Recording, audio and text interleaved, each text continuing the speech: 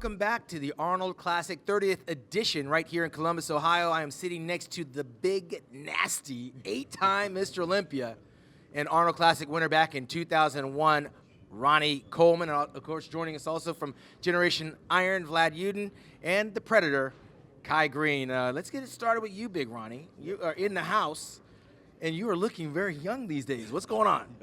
Man, I stay in the hospital so much that I don't get a chance to get out and be old. So, and plus I try to work out at least 5 days a week.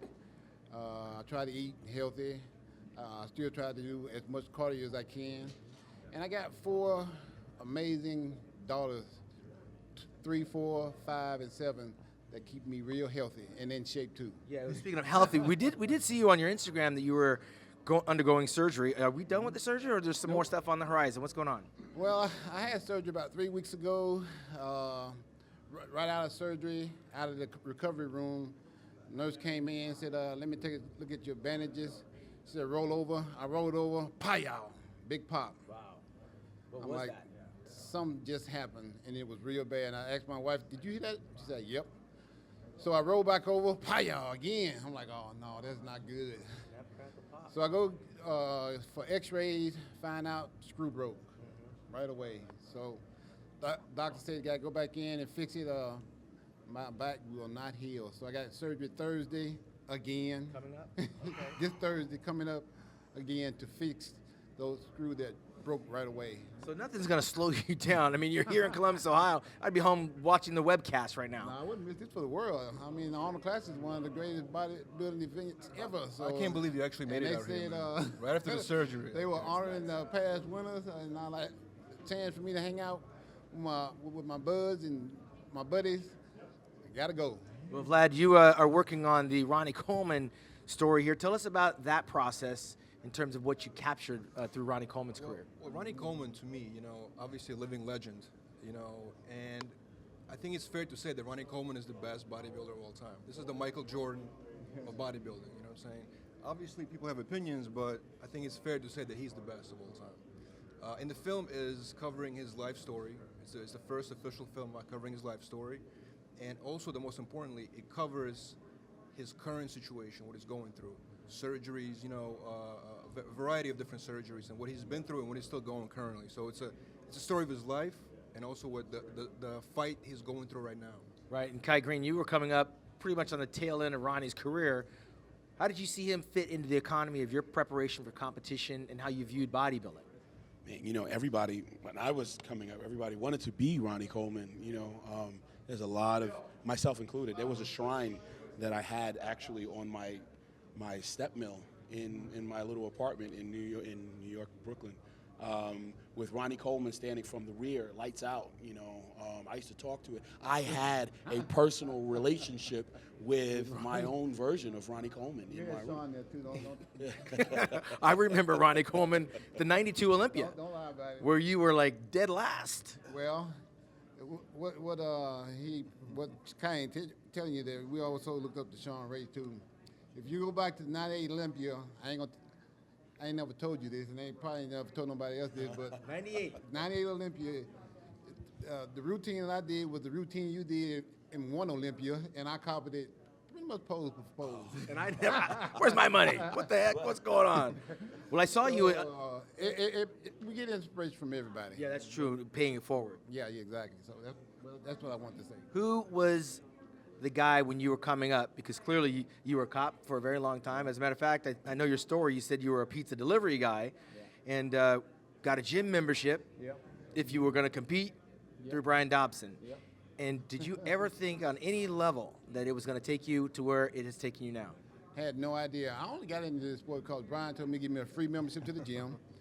I was working full-time for the police department, so I didn't really care anything about bodybuilding because I didn't need bodybuilding for anything because, like I said, working full-time, I was making quite a bit of money, and I had some few jobs on the side. So bodybuilding has always been like a hobby for me, something that I enjoyed doing. So, of course, I'm always trying to be the very best I can at everything that I do, and I'm very competitive at everything I do. Even when I was in college, I was always the smartest guy in the class. If I wasn't the smartest, then I studied with the smartest. Same thing when I got to bodybuilding. I didn't know that much about it, but Flex Wheeler at the time was very good. Kevin LeBron at the time was very good. So those were the guys that I got with and learned from. So Flex kind of taught me just about everything I know, him and Kevin both. Yeah, thanks, Flex and Kevin. Thank you very much. Vlad, what did you learn, besides him being one of the greatest bodybuilders of all time, about Ronnie Coleman, the man? I gotta be honest, very inspirational. This is the man that's going through extreme pain on daily basis. Like I'm talking about every day he's in pain. And I asked him, Ronnie, like basically on a level of 1 to 10, how much in pain are you?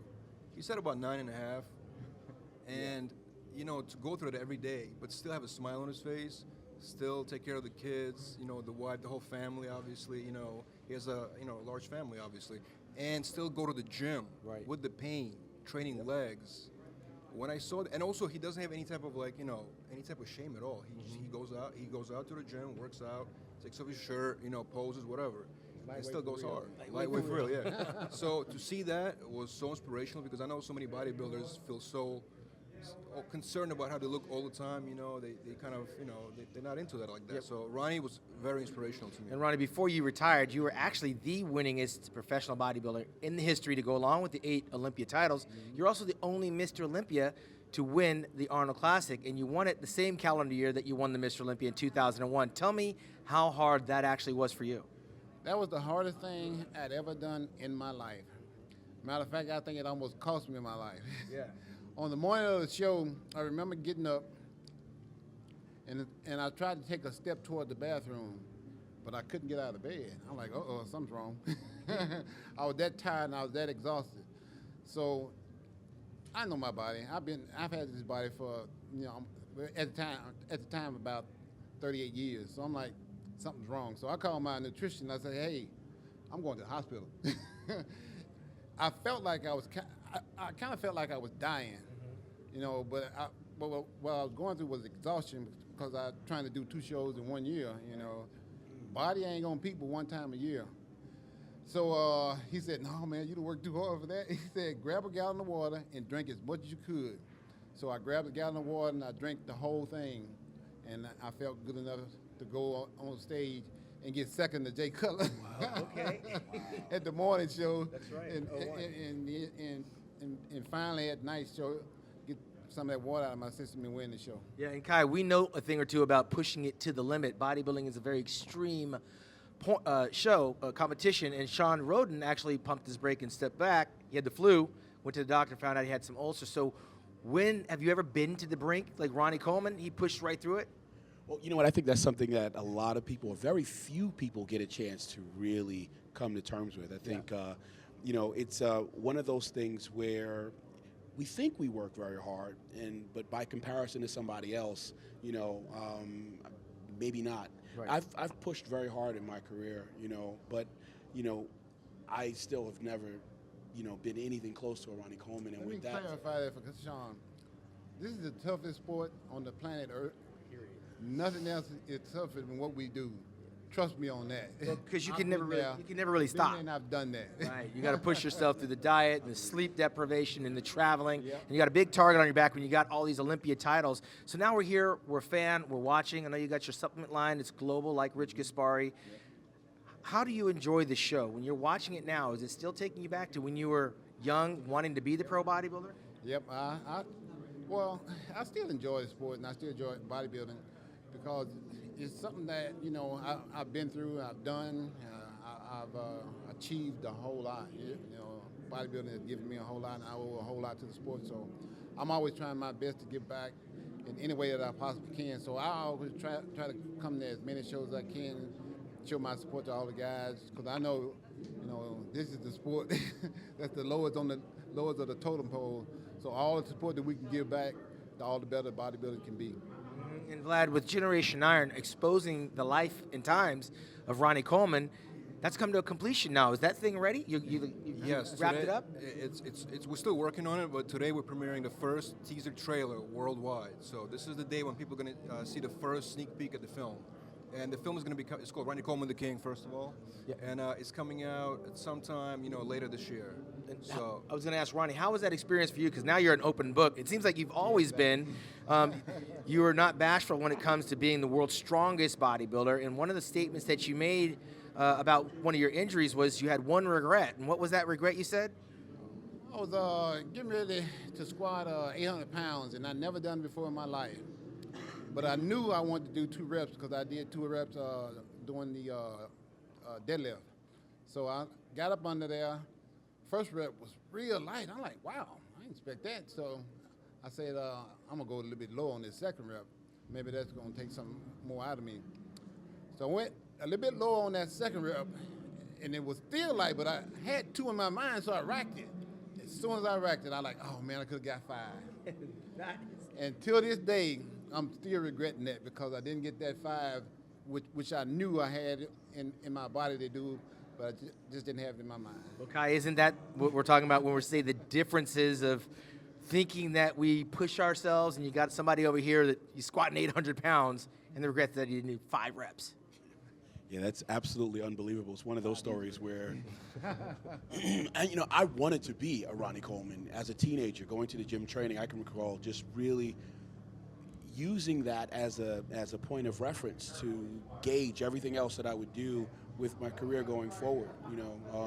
It's like watching champions like that. It's just so inspiring on so many other levels that help you kind of tap into your absolute best and maybe push you further than you would have on your own. Absolutely. Ronnie, let's speak to this competition right now. Like, when you're watching it, are you rooting for somebody like Dexter because he's the older guy, or somebody like William Bonac who's coming up and making a footprint, or someone like Dennis Wolf who's making a comeback from the injuries? How do you see this contest?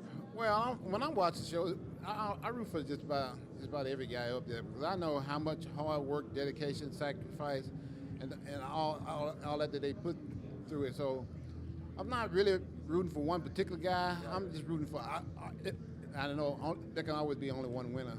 So I'm just rooting for everybody to do good for the most part.